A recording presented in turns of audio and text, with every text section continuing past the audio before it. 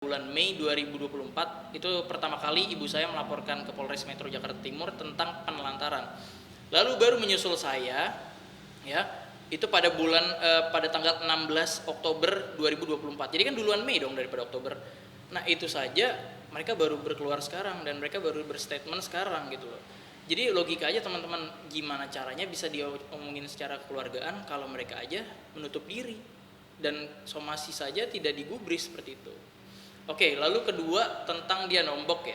Jadi gini, saya sempat dengar juga klarifikasinya, pokoknya dua-duanya udah saya tonton tuh, baik klarifikasi itu dari Ibu Ratna Sarumpait maupun klarifikasi dari Atika Hasiolan, saya sudah tonton semua dan saya bisa nyatakan di sini saya bisa jawab ya di sini ya.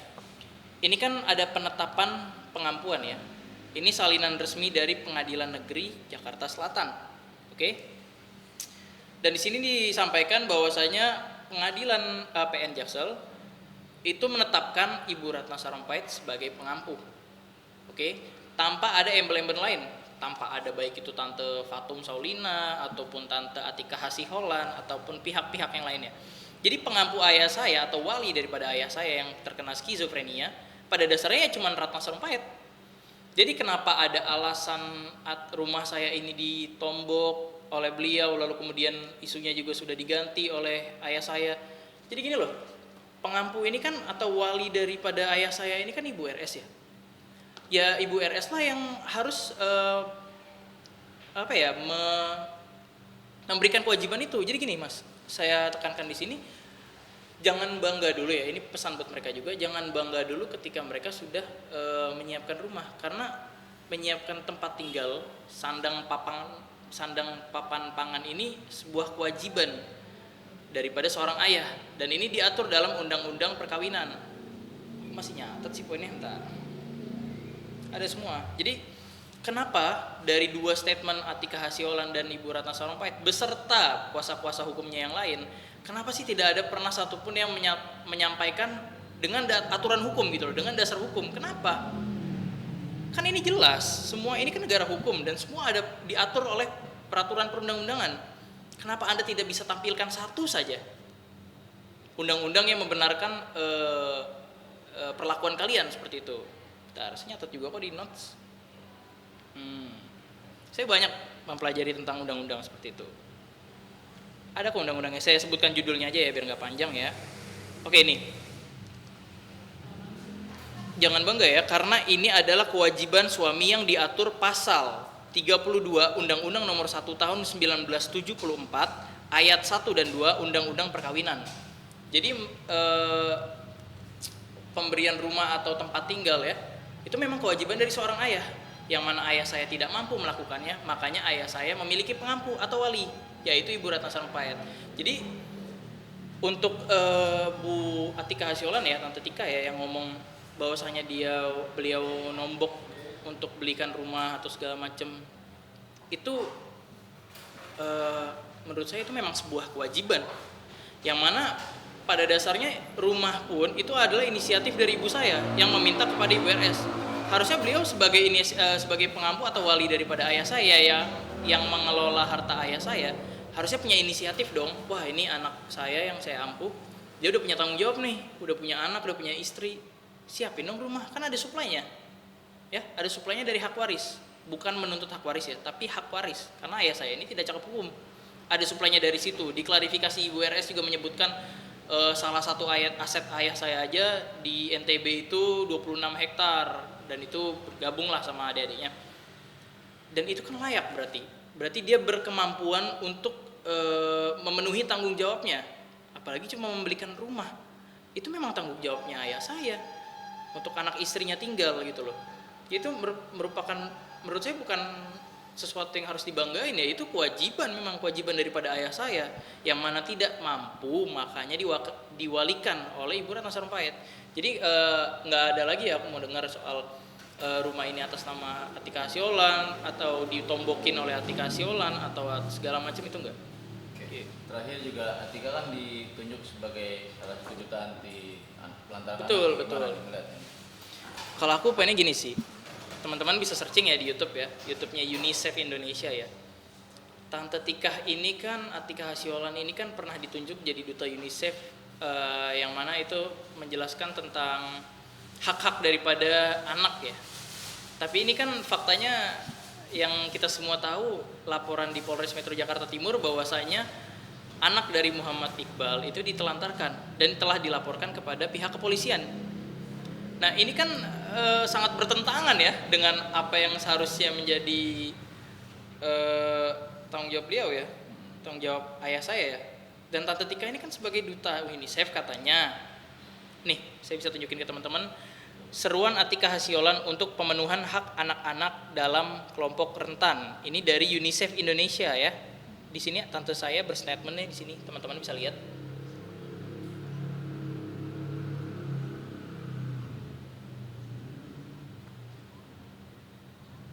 Ya, ini dari UNICEF Indonesia ya. Duta untuk pemenuhan hak-hak anak-anak dalam kelompok rentan. Nyatanya keponakannya, adik saya yang masih di bawah umur dan saya sekarang. Dan terjadilah laporan penelantaran di Polres Metro Jakarta Timur. Loh kok jadi duta tapi keponakannya sendiri ada laporan tentang penelantaran, itu piye? Itu gimana? Ya seperti itu. Jadi pandangan saya ini kita nggak usah jauh-jauh lah, nggak usah ngomong ngalor ngidul kanan kiri kanan soal ibu saya yang belum terbukti lah, ibu saya A, ibu saya B, ibu saya C, ayah saya ini punyanya aset tidak bergerak jadi susah untuk diurus segala macam. Gini loh, kita balik ke laptop, kita balik ke permasalahan awal. Ini tentang apa sih laporan-laporan ini? Pertama ini tentang penelantaran, kedua ini tentang dugaan penggelapan. Jadi mereka ini menjelaskan sepotong-sepotong dan tidak ada, sehingga apa ya, kausalitasnya ini tidak tergambarkan secara jelas gitu, sebab akibatnya gitu ya. Jadi ini tentang penelantaran, ini tentang dugaan pengampuan. Kalau mereka memang tidak merasa melakukan itu, ya tinggal dibuktikan, simple isn't it? Jadi nggak perlu ngomong ngalor ngidul, ngomong-ngomong untuk hal-hal yang belum terbukti ya, seperti ibu saya A, B, C, D segala macem, dan sampai dijadikan dasar di dalam klarifikasi yang mana itu tidak membahas duduk permasalahan awalnya seperti itu mas.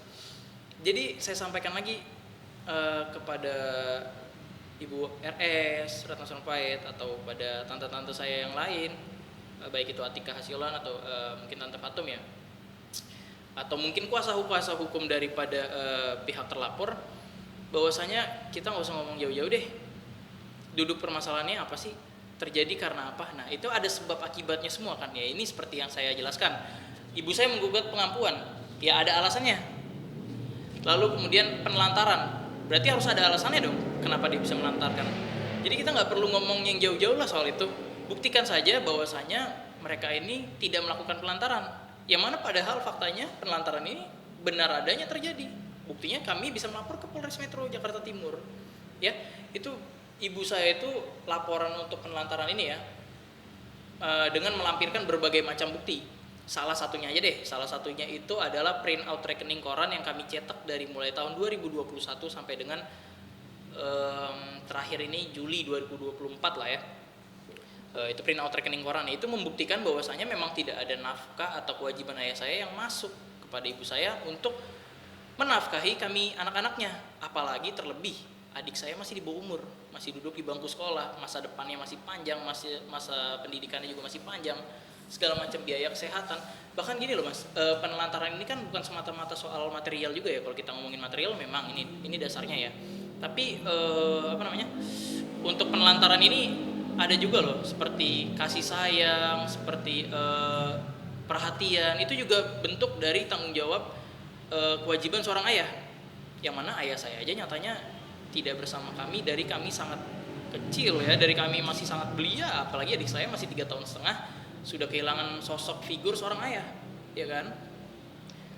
Jadi pada intinya saya minta tolong lah, untuk kasus ini nggak perlu dilebar atau dibesar-besarkan, menggandeng-gandeng isu-isu yang lain yang mana itu juga belum terbukti kan. Gak usah jauh-jauh deh, balik laptop deh. Ini tentang penelantaran, ini tentang penggelapan, dugaan penggelapan. Buktikan kalau kalian tidak melakukan itu. Itu pertama. Kedua, kalau penelantaran ini kan jelas sudah terjadi ya. Kalau untuk penggelapan mungkin masih didalami oleh penyidik di Barreskrim Polri. Kalau untuk penelantarannya benar terjadi ya, dan kami punya bukti, banyak bukti, ya seperti itu. Coba tolong, saya minta tolong kepada kuasa hukum, baik itu kuasa hukum dari Atika Hasyolan atau kuasa hukum daripada Ibu Ratna Sarumpait, ataupun sekalipun Ratna Sarumpait bersama dengan anak-anaknya, saya minta tolong, saya minta dibuktikan jika ada undang-undang atau aturan hukum atau landasan hukum yang membenarkan soal penelantaran yang sudah berjalan lebih dari 4 tahun ini, coba tolong ditunjukkan kepada saya. Jika terbukti ada landasan atau aturan atau undang-undang yang membenarkan tentang penelantaran lebih dari 4 tahun ini, saya janji kepada teman-teman media dan kepada semua orang, saya akan cabut laporan, baik itu di Barreskrim Polri maupun itu di Polres Jaktim, ya, soal penelantaran. Jadi tolong dibuktikan. Ini kan juga ada, mereka juga punya kuasa hukum. Tolong kuasa hukumnya juga jelaskan. Ini ada pasal-pasal yang jelas loh yang sudah diatur. Itu baik itu di Undang-Undang Perlindungan Anak, baik itu di Undang-Undang PKDRT, penghapusan kekerasan dalam rumah tangga. Lalu itu juga kemarin kalau untuk soal 375 KUHP ini ada pasal 449 KUH Perdata yang bunyinya itu mengharuskan pengampu untuk melapor kepada lembaga pengawas pengampu. Nah, ini tunjukkan kepada kami kalau misalkan apa yang kalian lakukan itu dibenarkan oleh dasar aturan hukum. Jadi yang saya perhatikan gini loh Mas, ini kan Ibu dan anak udah klarifikasi nih ya, baik dari tante saya Atika Hasyolan maupun Ibu Ratna Sarumpait sendiri. Dua-duanya sudah memberikan statement, sudah berklarifikasi, dan saya sudah tonton semuanya, sudah saya catat poinnya semua, dan ini tidak ada satupun dari mereka yang menjelaskan tentang landasan hukum. Kenapa? Kita negara hukum kok. Semua sudah jelas diatur dalam undang-undang, peraturan perundang-undangan kok. Kenapa? Coba tolong buktikan ke saya. Itu aja sih, simple sih Mas. Karena begini loh, penelantaran ini kan mau bagaimanapun tidak bisa dibenarkan. Apalagi itu tambahan yang Mas lihat tadi ya, soal Atika Hasyolan jadi duta UNICEF. Soal hak anak lah ya. Masa duta UNICEF gak tahu sih isi dari dua undang-undang tersebut, dari Undang-Undang Perlindungan Anak, dari Undang-Undang Penghapusan Kekerasan dalam Rumah Tangga atau PKDRT. Masa gak ada yang tahu sih? Ya udah, oke, kalau kalian memang tidak paham tentang hukum itu, ya seenggaknya tanyakan kepada kuasa hukum kalian bahwasanya pasal ini isinya apa, ya, PKDRT dan perlindungan anak ini undang-undangnya berisikan tentang apa. Nah itu aja sih, simple. Jadi tolong kalau memang berpendapat atau klarifikasi, sertakan juga barang bukti yang valid dan landasan hukum yang berlaku, seperti itu. Saya selalu dalam klarifikasi saya selalu membawa barang bukti. Contohnya ya ini, penetapan pengampuan, dan ini salinan resmi loh ya, salinan resmi dari Pengadilan Negeri Jakarta Selatan. Kemudian ini juga ada surat pernyataan dari BHP yang mana ayah saya ini pengampuannya tidak pernah didaftarkan. Ini valid loh, teman-teman bisa cek sendiri, dan ini ada nomor perkaranya juga, kalian juga bisa cek sendiri, dan kalian juga bisa pelajari sendiri tentang apa itu undang-undang perlindungan anak, undang-undang PKDRT lah, dan kalian juga bisa baca, bisa googling, bisa searching apa isi dari pasal 449 KUH Perdata, itu kalian bisa lihat. Jadi tolong buktikan bahwa kalian itu apa yang kalian lakukan itu benar kepada saya. Siapapun yang membuktikan itu, baik itu kuasa hukum mereka ataupun mereka sendiri, saya siap dan saya janji akan mencabut laporan, baik itu di Barreskrim Polri maupun di Polres Metro Jakarta Timur, seperti itu. Oke, terima kasih. Waktunya. Baik, terima kasih.